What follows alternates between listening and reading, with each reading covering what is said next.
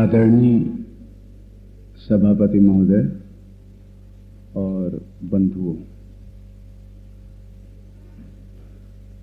मुझे आज की संगोष्ठी का विषय कुछ विशेष पसंद नहीं है, क्योंकि परिचालक की जो समस्याएं हैं उन पे विचार करना तो एक उसी तरह की बात हुई कि हम पैदा क्यों हुए हैं, क्यों जिंदा हैं, क्या कर रहे हैं, क्यों कर रहे हैं, इन समस्याओं पे विचार करना। तो ये तो घर पे भी हो सकता है, उसके लिए संगोष्ठी का आयोजन उतना कोई बहुत आवश्यक नहीं था। दूसरी बात, मुझे एक चीज़ जो बुरी लगी, एक तो पहले बहुत खुशी हुई कि जिस दिन से हमारा ट्रूप थिएटर यूनिट का यहाँ आया हुआ था तब से जालान साहब की मेरे प्रति कुछ विशेष सहानुभूति थी।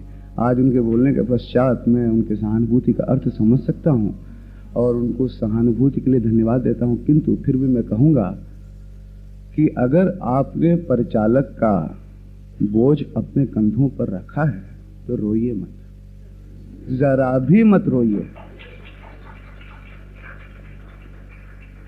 क्योंकि नाटक कोई ऐसी चीज नहीं है कि यह आपके लिए जरूरी हो कि आप जिंदगी भर उसे करें।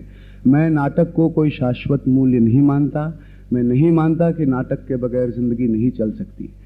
गलती कहाँ हो गई है, विशेषकर हिंदुस्तान में हमारी भारत सरकार को और हमारे श्रेष्ठी वर्ग को एक कॉम्प्लेक्स हो गया है कि ये नाटक ये कुछ चीज़ समझ में नहीं आती, लेकिन सब इसकी तारीफ करते हैं, इसलिए ये चीज़ होनी चाहिए। इसलिए बड़े बड़े हॉल बन जाते हैं, खाम खां पैसे बर्बाद किए जाते हैं और इतने लोगों का एक खाम खां का समय व्यर्थ जाता है। क्योंकि नाटक के बारे में मेरा तो सीधा सिद्धांत यह है कि जिसकी 100 बार गरज होती है वो नाटक करता है। लेखक को नाटक लिखना हो लिखे, हम नहीं देंगे साहब रॉयल्टी। हमने ना डॉक्टर भारती को रॉयल्टी दी है, ना मोहन राकेश को दी है। हमको नाटक करने का शौक है, आप चलाइए केस हमारे ऊपर, हमारे पास पैसा जिस दिन होगा हम रॉयल्टी दे देंगे। आपको नहीं करवाना नाटक, अब मना कर दीजिए।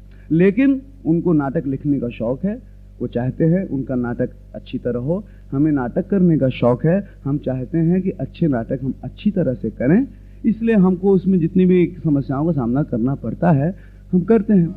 अब ये तो एक बड़ी अजीब सी बात हो कि 20 तारीख को मेरा शो हो और मैं मंच के सामने आके क्या कहते हैं जनता से कहूँ कि साहबानों आप मुझे माफ़ कीजिएगा, लेकिन आषाढ़ के एक दिन में जो अंबिका की भूमिका कर रही है उस लड़की का विवाह कल ही हुआ था, इसलिए आज उसका अभिनय अगर अच्छा ना हो तो आप मुझे माफ़ कीजिएगा।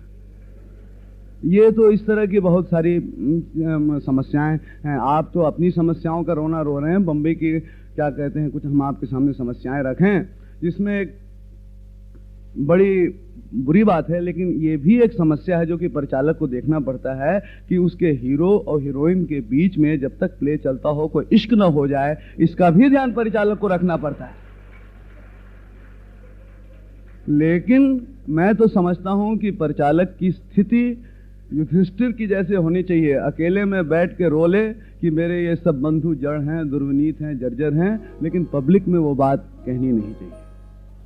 अब जहां तक उसका एक प्रैक्टिकल कुछ एस्पेक्ट्स हैं परिचालक के, मेरे सामने एक सीधी सादी समस्या है और मैं केवल अपनी समस्या से अवगत हूँ। हिंदुस्तान में हिंदी नाटक क्या हो रहा है मुझे कुछ नहीं, जो नाटक मुझे पसंद आता है या तो मैं उसका अनुवाद करवाता हूँ या करता हूँ। अगर मौलिक नाटक होता है, अगर मुझे पसंद आया तो करता हूँ। मैं जयशंकर प्रसाद को बहुत बोगस नाटक कर मानता हूँ और आज से 10 साल बाद उन्हें फिर पढ़ूंगा, अगर फिर तब अच्छे लगे, हो सकता है कि इस समय मुझ में वो शायद उनको समझने की शक्ति नहीं, इसलिए मैं अभी नहीं करता।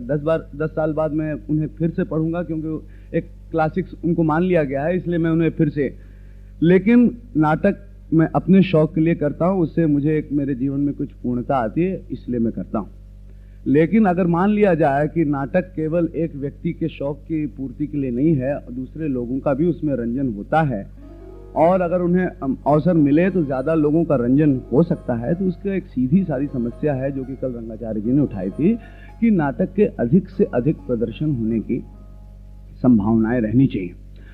अब नाटक के अधिक प्रदर्शन में विशेषकर जो कि अवैतनिक लोग जिसमें काम करते हैं और बहुत सारी बाधाएं आती हैं, फिर भी मेरे सामने जो सबसे भारी समस्या मैं देखता हूँ वो ये है कि एक ऐसे रंगमंच का अभाव है जिसमें ज़्यादा पैसे न लगें, जिसमें ऑडियंस की कैपेसिटी कम हो, जिसमें दर्शक सीमित मैंने कोई 150-200 आदमी बैठ सकें, जो हमें स्टेज ड्रेस रिहर्सल के लिए मिल सके, जिससे कि हम जो कुछ हमारे टेक्निकल कमियां हैं उनको हम दूर कर सकें।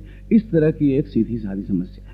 मैं तो कहता हूं कि बम्बई, कलकत्ता, दिल्ली में अगर ऐसे 2-2, 3-3 छोटे थिएटर हो जाएं, जो कि भारत सरकार या हमारा श्रेष्ठ वर्ग अगर उसके ऊपर कुछ पैसे खर्च करके ऐसे बना दे, और जो कि केवल नाटक के उपयोग में लाए जाएं, संगोष्ठियों के लिए नहीं, तो ऐसे रंगमंच कुछ बन जाने से जो कुछ ऐसे लोग हैं जिनको शौक है नाटक करने का, हमारे बम्बई में एक शब्द हम इस्तेमाल करते हैं जिसको नाटक करने की खुजली है, वो लोग वो नाटक करेंगे।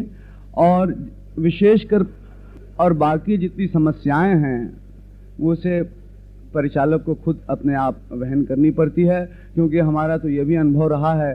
अब मैं एक दूसरा एस्पेक्ट आपको बताता हूँ कि ये तो हो गया कि जालान साहब ने आपके सामने बताया कि परिचालक को कितना दुख होता है, लेकिन परिचालक को जो 20 आदमियों का ट्रूप लेके आता है और 20 के 20 आदमियों को गाली देता है, फिर भी उनसे रिस्पेक्ट पाता है, उनसे प्यार पाता है।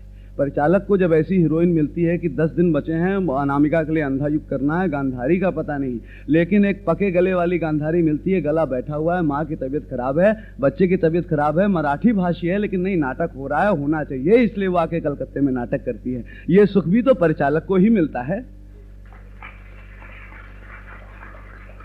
मेरे ख्याल से परिचालक की इतनी विशेष समस्याएं नहीं है, कुछ समस्याएं होती है, अर्थाभाव की समस्या है, लेकिन ये कोई ज़रूरी नहीं है कि एक परिचालक जीवन पर्यंत शौकिया रूप से करता रहे। अगर वो प्रोफेशनल हो जाता है तो वो अच्छे बुरे सब तरह के नाटक करेगा। शौकिया अगर है तो उसे चाहिए कि अपनी परंपरा के अंतर्गत 1-2 और परिचालक तैयार कर दे जो आगे आकर उस सूत्र को संभाल लें। और इस विषय में मेरे समझ में तो और कोई समस्या नहीं है। धन्यवाद।